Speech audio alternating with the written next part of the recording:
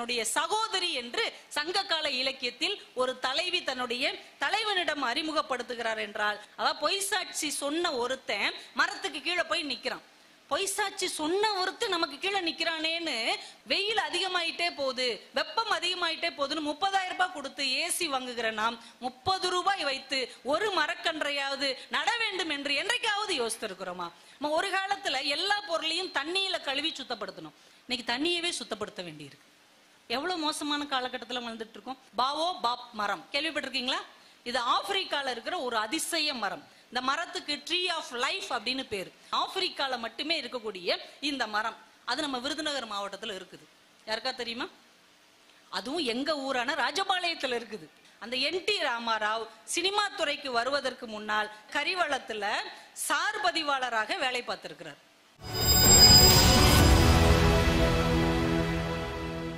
மழை தருகிற மரங்களை எல்லாம் வெட்டுறதுக்கு வந்தாங்க. அங்க யாருமே அதை பத்தி கவலையே படல. ஆனால் அங்கே இருந்த பெண்கள் எல்லோரும் ஒன்று கூடி இந்த மரங்களை எல்லாம் நீங்கள் வெட்டக்கூடாது என்று மொத்தமா போய் அந்த மரங்களை கட்டி பிடிச்சுக்கிட்டாங்க. அந்த அமைப்புக்கு பேரே சிப்கோ இயக்கம் என்று இன்றைக்கு அது பிரம்மாண்டமாக உருவாகி இருக்கிறது. என்றால் மரங்களை கட்டி தழுவிக்கொண்டு மரத்தை வெட்ட வேண்டுமானால் முதலில் எங்களை வெட்டுங்கள் என்று மரத்துக்காக போராடியவர்கள் பெண்கள் என்பதை நாம மறந்து விடக்கூடாது. அது உத்தரகாண்டில் மட்டும் இல்லைங்க, நம்ம சிவகங்கை சீமையிலும் நடந்திருக்கிறது. ஒரு குடும்பத்துல ஒரு வீட்டுல 2 மருத மரம் ஒன்னா சேர்ந்து வளர்ந்துருக்குது. அந்த வீட்டை சேர்ந்த பெண் இது உங்க மருது சகோதரர்கள்னு சொல்லியே அதை வளர்த்துருக்குறாங்க. ஒரு நாள் தேர் செய்வதற்கு அந்த மரத்தை வெட்ட வரும்போது இதை வெட்டக்கூடாது, இவங்க 2 பேருமே என்னுடைய அண்ணன்கள், மருது சகோதரர்கள்னு அந்த அந்த ஊரின் ஒரு சாதாரண குடிமகள் சொல்லுகிறாள். இது அரசர்களுக்கு தெரிய வந்து மருது சகோதரர்கள் அந்த பெண்ணை தங்கள் சகோதரியாகவே ஏற்றுக்கொண்டார்கள் என்பது இந்த மண்ணின் வரலாறு. அந்த அளவுக்கு மரங்களை அவர்கள் நேசித்திருக்கிறார்கள். புன்னை மரத்தை தன்னுடைய சகோதரி என்று சங்ககால இலக்கியத்தில் ஒரு தலைவி தன்னுடைய தலைவனிடம் அறிமுகப்படுத்துகிறார் என்றால், அந்த அளவுக்கு நாம பெண்கள் வந்து மரங்களோடு இணைந்த ஒரு மரபை பின்பற்றி இருக்கிறோம். நீங்க சின்ன குழந்தைகள்கிட்ட வீடு வரைகிறதுக்கு கொடுங்களேன். சின்ன குழந்தைகிட்ட ஒரு வீடு வரன்னு ஒரு பேப்பர் கொடுங்க, வெறும் வீட்டை மட்டும் அவங்க வரையவே மாட்டாங்க. வீட்டுக்கு பக்கத்துல ஒரு மரம், வீட்டுக்கு முன்னாடி ஒரு நதி, இந்த பக்கம் ஒரு பறவை பறக்கும், இந்த பக்கம் நிலா, இந்த பக்கம் சூரியன். எங்கேயாவது சூரியனும் நிலாவும் ஒரே இடத்துல இருக்குமா? ஆனால் குழந்தையின் ஓவியத்தில் மட்டும் வலது பக்கம் சூரியன், இடது பக்கம் நிலா இருக்கும். இந்த அளவுக்கு குழந்தைகள் தான் இயற்கையை தனக்குள்ளாகவே வைத்து நேசிக்கிறார்கள். ஆனா வளர வளர இதுல இருந்து அவங்க அப்படியே விலகி போயிட்டே இருக்கிறாங்க. அந்த மாண்பை காக்க வேண்டிய பொறுப்பு நம்ம ஒவ்வொருத்தட்டே இருக்கு. நம்ம சினிமால, தமிழ் சினிமால ஒரு காட்சியை ரொம்ப கேலி பண்ணுவோம். ஒரு நாட்டாம தீர்ப்பு சொல்ல வந்தாருன்னா என்ன காட்சி வரும்? ஒரு ஆலமரம், அவர் பெரிய மீசையோட உட்காந்துருப்பாரு, கையில ஒரு செம்பு இருக்கும். இவங்க தீர்ப்பு சொல்ல வந்தாலே செம்பு ஆலமரமும் இல்லாம வரவே மாட்டாங்க அப்படின்னு நம்ம கேலி பண்ணுவோம். ஆனா அந்த கேலி கிண்டலுக்கு பின்னால் ஒரு மிகப்பெரிய நியாயத்தின் உண்மை இருக்கிறது. ஒரு ஆலமரத்துக்கு கீழே ஒரு ஊரே உட்கார்ந்து ஒரு நியாய தர்மத்தை பற்றி பேசும்போது அது நியாயமா அநியாயமா என்று சொல்வதற்கு ஒரு மரம் சாட்சியாக இருக்கிறது. மரத்துக்கு கீழே உட்கார்ந்து பொய் சொல்லக்கூடாது என்று நம்முடைய முன்னோர்கள் நினைத்திருக்கிறார்கள். ஏன்னா கலித்தொகையில ஒரு பாட்டே இருக்கு, கரி பொய்த்தான் கீழ் நின்ற மரம் போல கவின் வாடின்னு வரும். அதாவது பொய் சாட்சி சொன்ன ஒருத்தன் மரத்துக்கு கீழே போய் நிக்கிறான். பொய் சாட்சி சொன்ன ஒருத்தன் நமக்கு கீழே நிக்கிறானேன்னு வேதனைப்பட்டு அந்த மரம் வாடி போயிருச்சான். அப்படி ஒரு மரம் கலித்தொகையில் காட்டப்படுகிறது. நம்ம இன்னைக்கு உணர்ச்சி இல்லாத மனிதன் என்ன சொல்றோம்? ஏன்னா அப்படி மரம் மாதிரி நிக்கிறோங்கிறோம். ஆனால் சங்க இலக்கியத்தில் நம் தமிழன் வளர்த்த மரம் கூட மான உணர்ச்சியோடு இருந்திருக்கிறது என்று நம்முடைய இலக்கியம் சொல்லுகிறது. அதனாலதான் மரத்துக்கு கூட நம்ம திருமணம் செய்து வைத்தோம். வேம்புக்கும் அரசுக்கும் திருமணம் செய்து வைத்து மரங்களுக்கும் உயிர் இருக்கிறது என்று உணர்ந்த ஒரு பரம்பரை நம்முடைய பரம்பரை. அதனாலதான் நம்முடைய கோவில்களில் கடவுளுக்கு சமமாக தலவிருட்சமும் கொண்டாடப்படுகிறது. கடவுள் வேற மரம் வேற என்பது நம்முடைய சமயத்தில் இல்லை. நீங்க கிறிஸ்தவ சமயத்துல பார்த்தாலுமே அந்த பைன் மரம், கிறிஸ்துமஸ் மரம் என்று சொல்லக்கூடிய அந்த மரத்துக்கு ரொம்ப முக்கியமான ஒரு இடம் உண்டு. இஸ்லாத்திலையும் ஈச்ச மரத்தின் கீழே தான் நபிகள் நாயகம் பிறந்தார் என்று அந்த சமயம் அவரை கொண்டாடுகிறது. புத்தனுக்கு கூட போதி மரத்தடியில் தான் ஞானம் கிடைத்தது என்று நாம் கொண்டாடுகிறோம் என்றால் ஒரு மரத்தை கூட நம்ம நடலையே, வேற எப்படி நமக்கு ஞானம் கிடைக்கும்? ஒரு மரமாவது நாம் நட்டு இருக்கிறோமா? மரமே நட முடியாதுன்னு தெரிஞ்சுதான் நம்ம நிர்வாகம் போன்சாய் மரத்தை கொடுத்துருக்காங்க. போனா போது இதையாவது வீட்டுக்குள்ள வச்சு வளர்த்து தொடலாங்க அப்படின்னு. ஒரு மரத்தையாவது நம்ம வளர்த்துருக்கிறோமா? வெயில் அதிகமாயிட்டே போகுது, வெப்பம் அதிகமாயிட்டே போகுதுன்னு 30,000 ரூபாய் கொடுத்து ஏசி வாங்குகிற நாம் 30 ரூபாய் வைத்து ஒரு மரக்கன்றையாவது நட வேண்டும் என்று என்றைக்காவது யோசித்திருக்கிறோமா?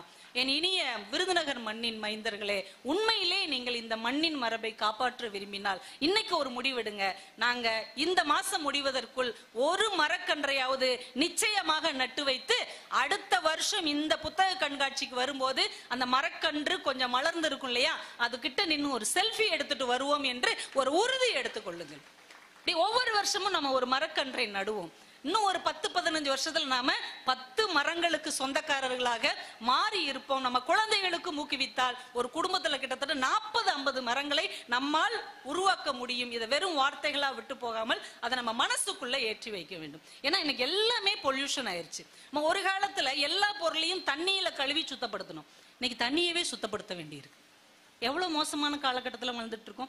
மண்ணுக்குள்ளதான் எல்லாத்தையுமே புதைச்சோம். இன்னைக்கு இந்த மண்ணே புதைந்து போய்விடும் போல ஒரு மோசமான சூழலில் வாழ்ந்து கொண்டிருக்கிறோம் என்றால் இப்பயாவது நாம சுதாரித்து தான் ஆக வேண்டும். நம்ம சுத்தி எவ்வளவு விஷயம் இருக்கிறது. நம்ம வீட்டை சுத்தி எப்படி ஒரு 4-5 மரமாவது இருக்கும்லங்க. நம்ம தெருவுலையோ நம்ம பள்ளிக்கூடத்துலயோ அதோடைய பேராவது நம்மளுக்கு தெரியுமா? உண்மையை சொல்லணும், எனக்கும் தெரியாது.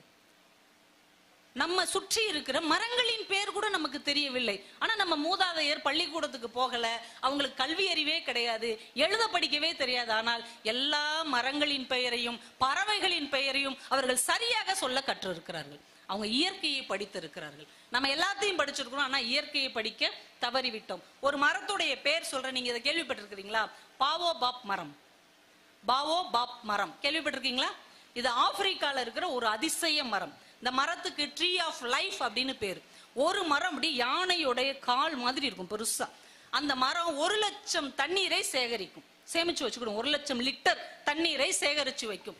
யானைக்கு தண்ணி தவிச்சுச்சுன்னா அந்த அந்த மரத்துடைய வேருக்கு கீழே அப்படி தப்பு டப்புன்னு தட்டுமா, அங்க இருந்து தண்ணி எடுத்து குடிக்குமா. ஆப்பிரிக்கால மட்டுமே இருக்கக்கூடிய இந்த மரம், அது நம்ம விருதுநகர் மாவட்டத்துல இருக்குது.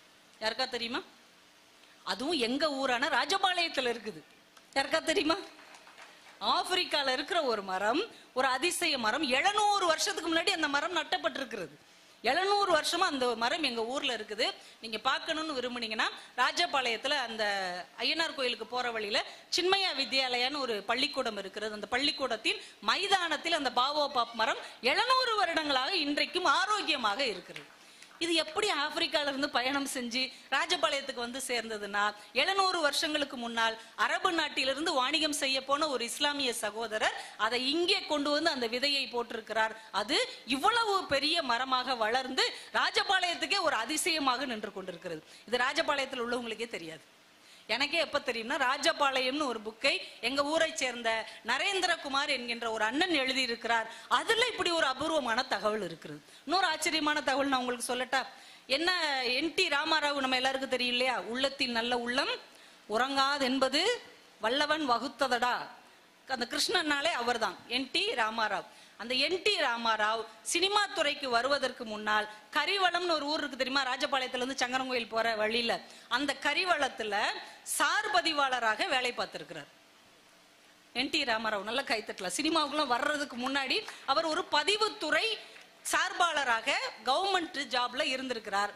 கரிவளத்துல இருந்து அதுக்கப்புறம் அவர் ஓமலூர், குடியாத்தம், வேலூர்ல எல்லாம் பணியாற்றி விட்டு அதுக்கப்புறம் சினிமா துறைக்கு போய் முதல்வராக மாறி இருக்கிறார். எவ்வளவு பெரிய அதிசயங்கள் எல்லாம் நம்ம மண்ணை சுற்றி சுற்றி நடந்திருக்கிறது நமக்கு தெரியவே இல்லை. மோர்சிங் அப்படின்னு ஒரு இசை கருவி இருக்கிறது. அது தமிழ்நாட்டிலேயே, ஏன் இந்தியாலேயே ராஜபாளையத்தில் தான் செய்யப்படுகிறது. இன்னைக்கு அதோடைய கடைசி பரம்பரையான ஒருவர் பூபால்பட்டி தெருவுல இருக்கிறார். மோர்சிங் அப்படிங்கிற ஒரு இசைக்கருவியை தயாரிக்கா மட்டும்தான் வாசிக்காமையே இருக்கிற ஒரு பரம்பரையாக நாம இருக்கிறோம். அந்த புத்தகம் இங்க இருக்கும், கரிசல் காட்டு இலக்கிய அந்த ஸ்டால்ல இருக்கும். தயவு செஞ்சு அந்த ராஜபாளையம்னு எழுதப்பட்ட புத்தகத்தை வாங்கி படித்து பாருங்கள். அது ராஜபாளையத்தின் வரலாறை மட்டுமல்ல, நம் விருதுநகரை சுற்றி உள்ள எல்லா ஊர்களின் வரலாற்றையும் ரொம்ப சிறப்பாக, ரொம்ப சுவாரஸ்யமாக அதுல எழுதப்பட்டிருக்கிறது. ஆச்சரியமா இருக்கு. இது எல்லாத்தையுமே நமக்கு புத்தகங்கள் தான் கொண்டு வந்து சேர்த்திருக்கிறதுனா அந்த புத்தகங்களுக்கு ஒரு பெரிய கைத்தட்டல் நாம கொடுக்கலாம். இப்படி அப்பப்ப கைத்தட்டா தானே மூச்சு விட்டுக்கிட முடியும். அப்படியே பேசி போய் சேர்ந்துட்டா என்ன பண்றது? இது ரொம்ப நம்ம தமிழ்நாட்டின் மரம் என்னது? நம்ம தமிழ்நாட்டின் மாநில மரம் பனை மரம். இந்த பனை மரத்துக்கு எவ்வளவு பெரிய சிறப்பு இருக்குன்னு உங்களுக்கு தெரியுமா? பனைமரம் ஏன் சிறப்பான மரம்? கண்ணதாசன் தான் சொல்வாரு, மனிதர்கள்ல 3 வகை உண்டு. நம்ம சொந்தக்காரங்களே 3 வகை, நம்ம ஃப்ரெண்ட்ஸ்லயே 3 வகை இருப்பாங்க. நீங்க சொல்லும் போது யோசிச்சு பாருங்க. ஒரு தடவை ஒருத்தருக்கு உதவி செஞ்சுட்டோன்னு வைங்களேன், காலம் முழுக்க நன்றியோட இருப்பாங்க. இப்படி ஒரு சொந்தக்காரங்க இருப்பாங்க. நீங்க அடிக்கடி உதவி செஞ்சுக்கிட்டே இருந்தீங்கன்னா அப்பப்ப அவங்க உங்களை நினைச்சுக்கிட்டே இருப்பாங்க. அப்படி ஒரு சொந்தக்காரங்க இருப்பாங்க. எப்பயும் உதவி செஞ்சுக்கிட்டே இருந்தாலும் எப்பயாவது நினைச்சு பார்க்கிற ஒரு சொந்தக்காரங்க இருப்பாங்க. இந்த 3 பேர் மாதிரியான மனிதர்கள் நம்மோடு இருக்கிறார்கள். அப்படி 3 மரங்களும் இருக்கிறது. பனை மரம், தென்னை மரம், வாழை மரம். மக்கள் இது மாதிரி 3 பேர் இருக்காங்க. வாழை மரத்தை கவனிச்சுக்கிட்டே இருந்தா கூட அது ஒரு தடவை தான் பயனளிக்கும்.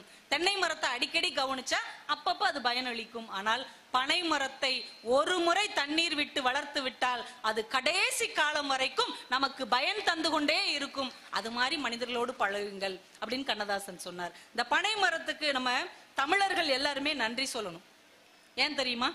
எங்களுடைய சங்க இலக்கியம், 2000 வருஷமாக இருக்கக்கூடிய திருக்குறள், எங்களுடைய சிலப்பதிகாரம், எங்களுடைய மணிமேகலை, நம்ம இவ்வளவு பெருமை பேசுகிறோம் இல்லையா? இத்தனை இலக்கியங்களையும், இத்தனை காப்பியங்களையும், இத்தனை செய்யுளையும், இத்தனை கவிதையும் யார் நம்ம கையில கொண்டு வந்து ஒப்படைச்சா? திருவள்ளுவரே கொண்டு வந்து கொடுத்தாரா? கம்பனே கையில வந்து தந்தாரா? தொல்காப்பியன் தூக்கிட்டு வந்து கொடுத்தாரா?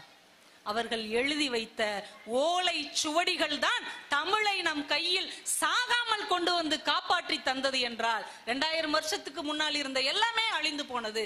ஆனால் இந்த தமிழ் எழுத்துக்களை தாங்கிய பனை ஓலை தன் உயிரை கையில் பிடித்துக் கொண்டு தமிழை வார்த்து நம் கைகளில் தந்தது என்றால் பனை மரத்துக்கு தமிழனாகிய நாம ஒவ்வொருவரும் நன்றி சொல்லியே ஆக வேண்டும்.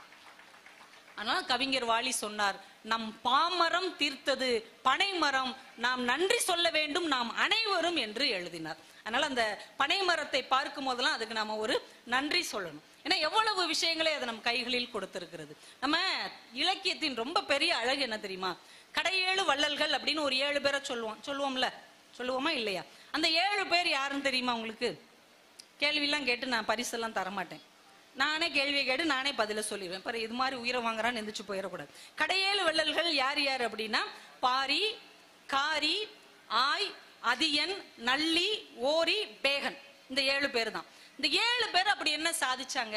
ஏன் இவங்க கடையேழு வள்ளல்கள் இன்னைக்கு வரைக்கும் கொண்டாடப்படுறாங்கன்னா, பாரி என்ன பண்ணாரு நமக்கே தெரியும், முல்லைக்கு தேர் கொடுத்தாரு. காரிங்கிறவர் என்ன பண்ணார், தன்னை தேடி வந்த புலவர்களுக்கெல்லாம் குதிரை கொடுத்திருக்கிறார். நீ ஏன் பஸ்லயும் இதுலயும் போற, குதிரையில ஏறி பொன்னி நதி பார்க்கணுமேன்னு பாடிக்கிட்டே போ அப்படின்னு வந்த புலவர்களுக்கெல்லாம் குதிரையும் சேர்த்து தானமாக கொடுத்திருக்கிறார். ஆய் அப்படிங்கிற ஒரு வள்ளல் என்ன பண்ணிருக்கிறார், ஊர்களையே தானம் கொடுத்திருக்கிறார். விருதுநகர் உனக்கு, சிவகாசியை நீ வச்சுக்கோ, ஸ்ரீவில்லிபுத்தூர் உனக்கு, ராஜபாளையத்தை நீயே எடுத்துக்கோ.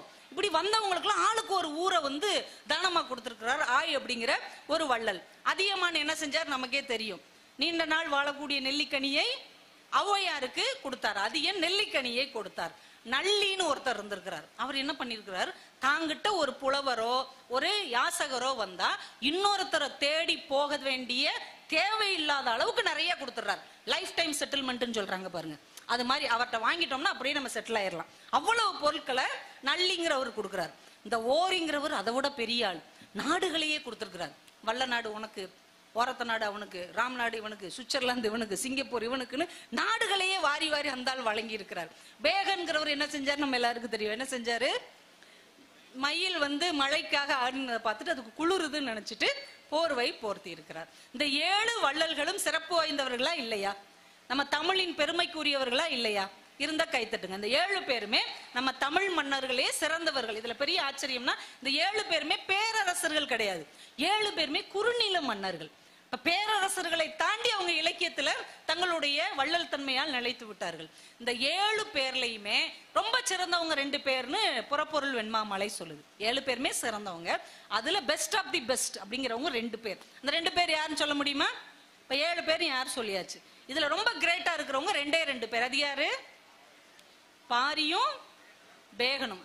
ஐயாவுக்கு ஒரு பெரிய கைத்தட்டல் கொடுங்க. 7 பேர் சிறந்தவர்கள். சிறந்தவர்களே ரொம்ப சிறந்தவர்கள் 2 பேர், பாரியும் பேகனும். ஏன் தெரியுமா? மற்ற 5 பேரும் தன்னை நாடி வந்து உதவி கேட்ட மனிதர்களுக்கு உதவினார்கள்.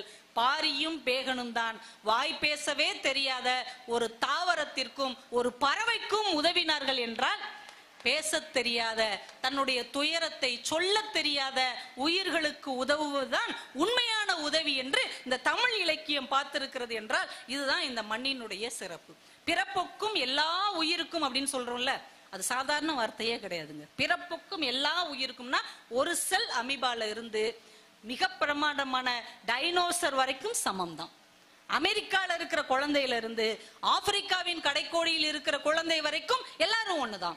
ஒரு நாட்டின் முதல் மனிதனாக இருக்கக்கூடிய பெரிய பதவியில் உள்ளவரும் கடைக்கோடி ஊழியனும் பிறப்பால் ஒன்றுதான் என்கின்ற ஒரு மாபெரும் தத்துவத்தை 2000 ஆண்டுகளுக்கு முன்னால் இந்த மண்ணில் பதிவு செய்தது நம்முடைய வள்ளுவம். பிறப்புக்கும் எல்லா உயிருக்கும்.